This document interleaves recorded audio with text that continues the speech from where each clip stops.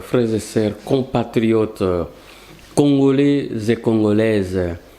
Aujourd'hui, nous sommes venus encore auprès de vous, devant la porte, sur vos tables, devant votre télévision, pour vous parler encore de la part du Seigneur et vous parler du Congo.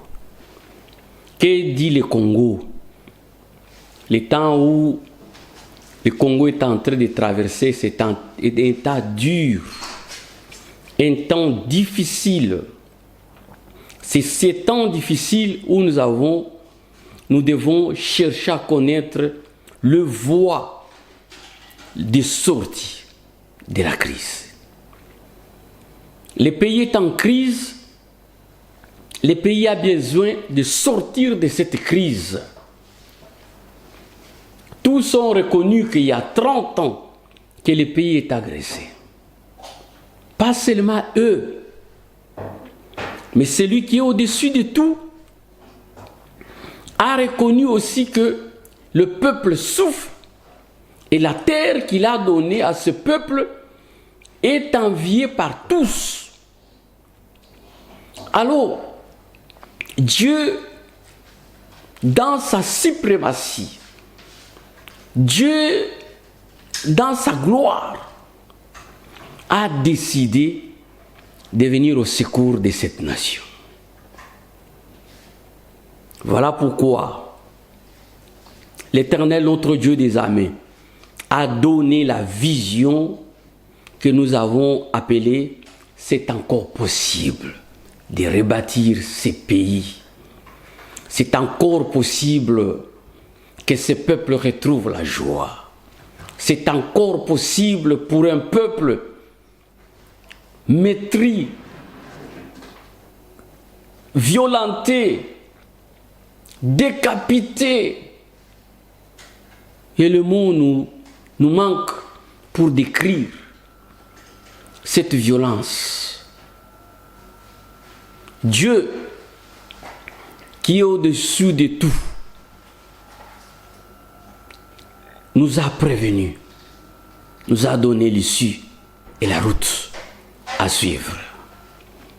Et sur cette route, nous avons fait un effort d'informer à tout le peuple et à ceux qui sont aux destinées de la nation que voici les voies, voici la route à suivre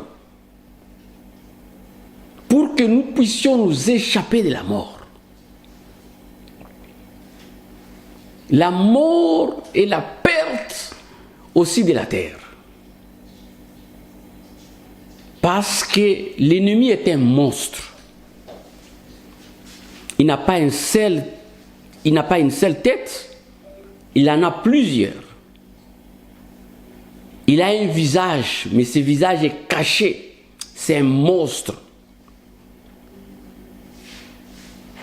Et c'est cela la réalité de la terre.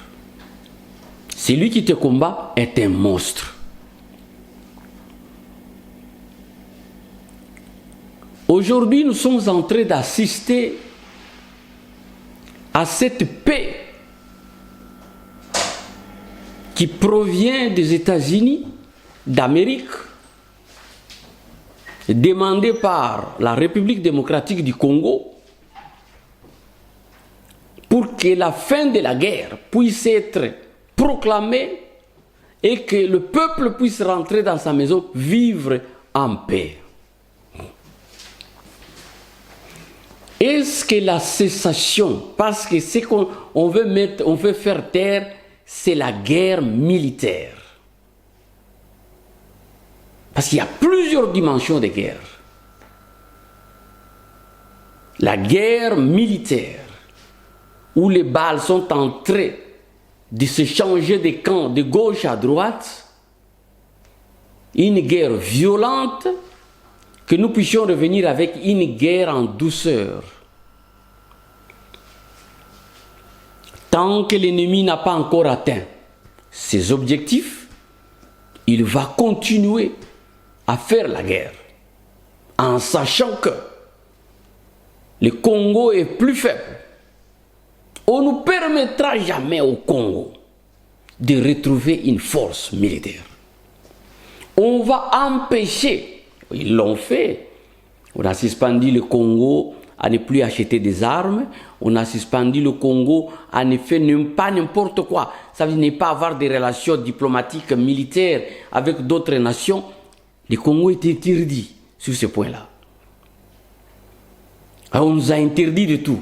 Aujourd'hui, ils ont levé les interdictions, mais ils sont à leur queue pour vigiler qu'est-ce que nous sommes en train de faire. Aider le Congo à ne plus aller vers l'avant. Par la traîtrise, par l'infiltration, et beaucoup de moyens peuvent être utilisés, sont utilisés pour empêcher que le pays aille vers l'avant. Alors, nous avons reçu beaucoup de questions sur ce point. Les négociations sont là, on va signer les traités et c'est la paix qui commence. Nous disons, nous allons donner notre avis. Mais l'avis que nous allons donner, ce n'est pas l'avis d'un homme. Si j'ai dit mon avis, je suis que menteur.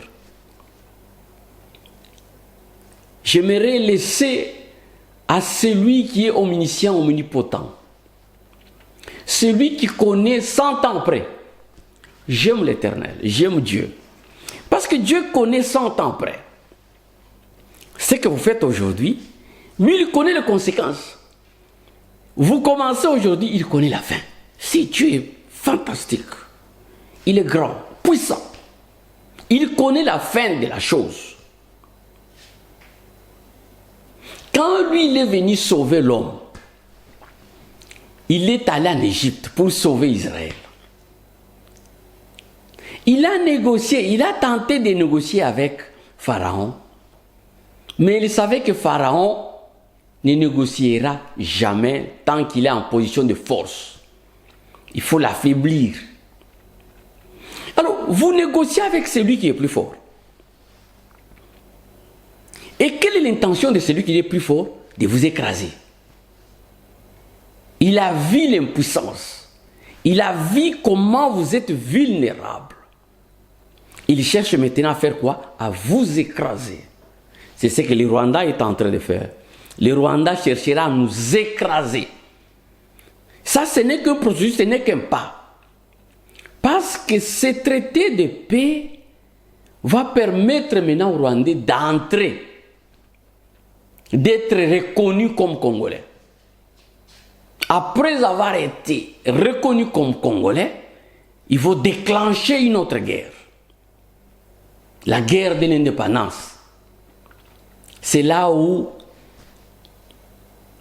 l'ONU viendra vous dire c'est le peuple qui a choisi et l'ONU viendra s'intercaler pour faire partir une partie de la nation. Les enjeux sont tellement compliqués. Si nous ne tirons pas attention, nous allons perdre la terre. Les traités de paix qui ont été signés aux États-Unis n'est qu'une récapitulation. Le Congo a récapitulé. Ils ont abandonné la guerre, ils ont accepté les revendications de l'ennemi. Quand vous acceptez les revendications de l'ennemi, vous avez récapitulé tout ce que vous voyez qu'on est en train de parler. De dire non, non, non, non. Nous avons cherché la paix. Nous ne voulons pas que les gens meurent. Vous êtes qui? Les gens sont morts il y a 30 ans. Les gens mourront encore demain. On n'a pas peur que les gens meurent. Ce que nous avons peur, c'est que la terre nous soit confisquée. Et quand le Seigneur reviendra, nous ne saurons pas quoi lui dire. Il va dire, où est la terre que je vous ai donnée? Oh non, le diable, il est devenu, et les choses de la terre sont terrestres, nous laissons, les choses de la terre sont terrestres. Pourquoi Abraham a combattu? Pour des puits d'eau. Il a fait la guerre pour les Palestiniens. Pourquoi Israël combat jusqu'à aujourd'hui si la terre n'était pas importante? Alléluia. Et c'est là, vous allez voir, en implication qu'il y a la guerre que nous sommes en train de mener. Ce n'est pas d'abord une guerre pour le Congo, c'est aussi une guerre divine. Si vous faites un tel traité, ça veut dire que vous avez abandonné, vous avez récapitulé. Le diable viendra maintenant s'asseoir sur cette terre, il va régner. Il va régner. Et la vision de l'Éternel, le plan de Dieu, va tomber. Voilà pourquoi nous revenons pour mettre tout le monde, remettre tout le monde à l'ordre. L'ordre de bataille. Remettre tout le monde à l'ordre de bataille. Les négociations, les traités de paix est une traité de la honte. C'est une récapitulation. C'est une traité de la honte.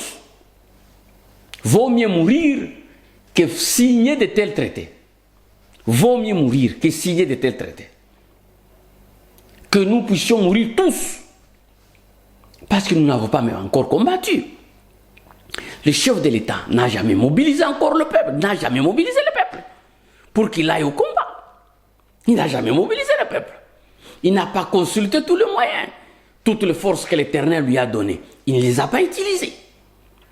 Comment peux-tu le récapituler tant que tu n'as pas encore consulté et utilisé toutes les autres forces que l'Éternel lui a données?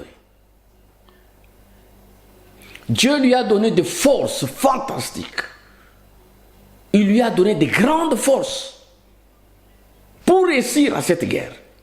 Mais il ne les a pas utilisées. Il n'a pas ni consulté l'Éternel, ni consulté l'envoyé de Dieu, ni utilisé le plan, la vision que l'Éternel lui a donnée. Parce que la vision est une force. Comment peux-tu le récapituler tant que tu n'as pas encore utilisé la vision? Gédéon, au temps de Gédéon, voulait aussi récapituler. Gédéon avait peur de faire la guerre. Il était là. Il ne voulait pas monter. Monte Gédéon, je ne monte pas. Alléluia. Monte, non, je ne monte pas. Il tremblait encore. C'est ça, récapituler. Oh, les drapeaux blancs. Nous voulons qu'il y ait les drapeaux blancs partout. Drapeaux blancs pour moi. Qu'est-ce qu'on est en train de faire? Vous croyez que les Rwandais peuvent déposer les armes au moment où ils sont en position de supériorité et pour se retirer et rester chez eux avec la faim au moment où ils sont plus forts que nous? Vous trompez. Il faut être deep. On ne peut pas nous diper.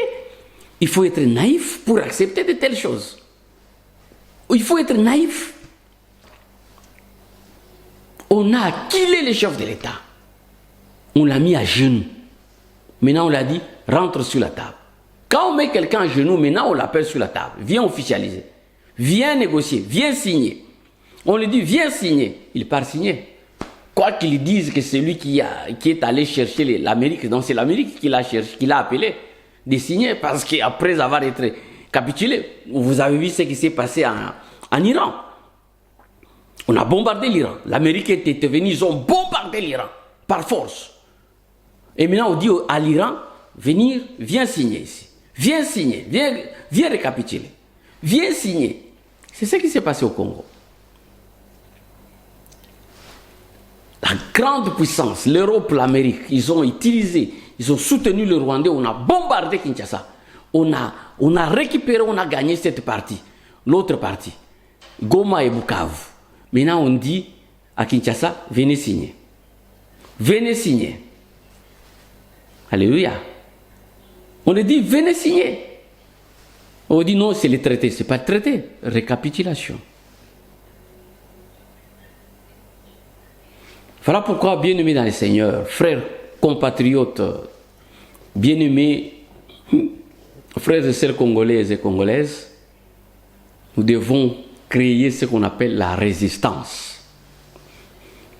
Parce que ces traités, c'est une récapitulation, c'est une victoire sur la revendication des Rwandais.